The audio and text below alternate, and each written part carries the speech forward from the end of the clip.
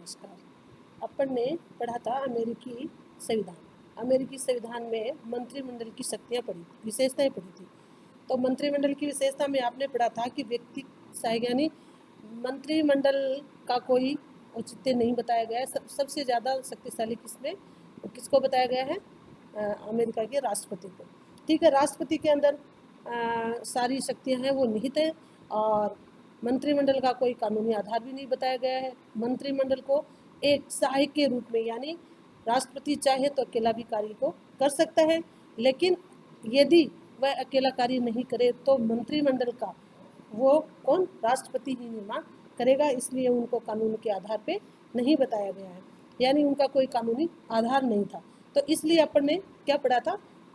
अमेरिकी मंत्रिमंडल की विशेषताएं पढ़ी थी। आज अपन जो पढ़ रहे हैं वो क्या है कि प्रतिनिधि सभा कार्य हो सकती है, यानी प्रतिनिधि सभा अमेरिका के संविधान में किस तरह से, यानी अपने यहाँ पे भारत में भी है सदन, जैसे लोकसभा और राज्यसभा, इसी हिसाब से अमेरिका में भी क्या बताया गया है? 2 सदन माने गए हैं। एक तो सदन कौन सा है? सीनेट, और दूसरा क्या? प्रतिनिधि सभा। यानी सीनेट को क्या बोलते हैं? संघीय सदन, जो उच्च सदन माना गया है, और प्रतिनिधि सभा को निम्न सदन, जो जनता का सदन है। यानी प्रतिनिधि सभा का आज अपन जो पढ़ेंगे उनका किस तरह से गठन हुआ है, किस तरह से उनकी क्या सदस्य की योग्यताएं हैं, और वेतन क्या है, और कब उसका अधिवेशन बुलाया जाता है। तो अपन कुछ पढ़ रहे हैं। अमेरिका के संविधान में निर्माता इस बात पर एक मत नहीं थे कि वहाँ क्या है? द्विसदनात्मक व्यवस्थापिका का निर्माण किया जाएगा, क्योंकि परिसंघ के अंतर्गत अपनाई गई एक सदनात्मक व्यवस्था एकदम असफल सिद्ध हुई थी। फिर नए संविधान में संघात्मक शासन प्रणाली अपनाई थी, अतः द्विसदनात्मक विधानमंडल का अनिवार्यता प्रतीत हो रही थी। यानी इसलिए कहने का तात्पर्य है कि वहाँ पे क्या था? द्विसदनात्मक व्यवस्थापिका का निर्माण किया जाएगा। इस तरह का पे उन्होंने निर्माण एक वो किया। द्विसदनात्मक व्यवस्थापिका के सिद्धांत पे आम सहमति होने के उपरांत भी एक गंभीर समस्या क्या होगी? उत्पन्न होगी। दोनों सदनों के संगठन का आधार क्या हो? अंत में इस बात पर सहमति होगी कि निचले सदन अर्थात प्रतिनिधि सभा का निर्माण जनसंख्या के आधार पर, और उच्च सदन अर्थात सीनेट का निर्माण संघीय इकाइयों की समानता के आधार पर हो। यानी इस तरह से सीनेट तथा प्रतिनिधि सभा का निर्माण किया जाएगा। यानी किस तरह से कि सीनेट का तो संख्या आधार पे, और इनका प्रतिनिधि सभा है उनका जनता के आधार पे निर्माण किया जाएगा। अमेरिकी कांग्रेस में यदि सीनेट संघीय सदन है तो प्रतिनिधि सभा जनता का सदन है, जो राष्ट्र का प्रतिनिधित्व करता है।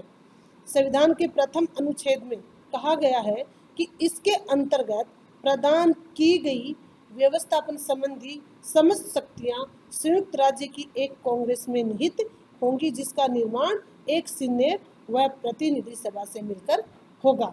यानी इस तरह से दोनों सदनों का निर्माण किया गया था। अब प्रतिनिधि सभा का संगठन, यानी प्रतिनिधि सभा के सदस्य भारतीय लोकसभा की भांति व्यस्त मताधिकार के सिद्धांत पर एक सदस्य चुनाव क्षेत्र प्रणाली द्वारा चुने जाते हैं, जिसकी उम्र क्या होती है? 18 वर्ष। प्रत्येक स्त्री और पुरुष की मताधिकारी प्राप्त करने की उम्र 18 वर्ष बताई गई है। मतदान बनने के लिए यह भी आवश्यक है कि वह व्यक्ति उस राज्य में कुछ समय तक रहा हो। यह अवधि विभिन्न राज्यों में 6 माह से लेकर 2 वर्ष तक है। पागलों, देशद्रोही और मताधिकार से वंचित कर दिया गया है।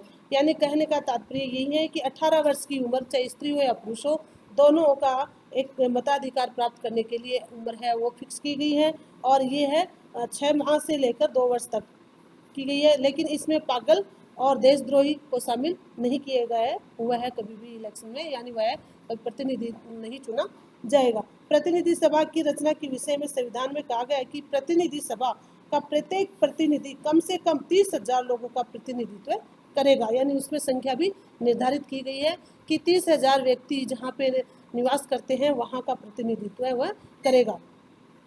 सदस्यों की योग्यता क्या होगी? यानी जो प्रतिनिधि सभा का सदस्य होगा उनकी योग्यता क्या बताई गई है कि वह 25 वर्ष की आयु पूरी कर चुका हो। ठीक है, वह कम से कम 7 वर्ष से अमेरिका का नागरिक हो, वह अमेरिका में नागरिक या सैनिक पदाधिकार न हो, यानी किसी भी सैनिक किसी भी पदाधिकारी नहीं हो, वह उस राज्य का निवासी हो जहां से वह चुनाव लड़ रहा हो। विशेषाधिकार क्या है? प्रतिनिधि सदन के सदस्यों को सदन में भाषण देने की स्वतंत्रता है। उन्हें अधिवेशन के दिनों में किसी दीवानी अभियोग के कारण गिरफ्तार नहीं किया जा सकता। सदस्यों की निःशुल्क डाक, कार, टेलीफोन सेवाएं भी उपलब्ध है। यानी ये है, इनको विशेष अधिकार दिए गए हैं कि ये उनको टेलीफोन है, डाक व्यवस्थाएं हैं, ये उनको सदस्यों का निःशुल्क कलरक, स्टेशनरी का सामान, ये सुविधाएं उनको दी जाएगी। किसको? प्रतिनिधि जो सभा का व्यक्ति चुना जाएगा उस व्यक्ति को। वेतन क्या होगा?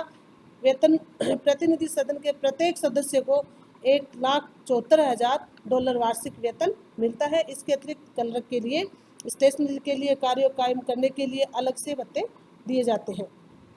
अधिवेशन कब कब बुलाया जाता है?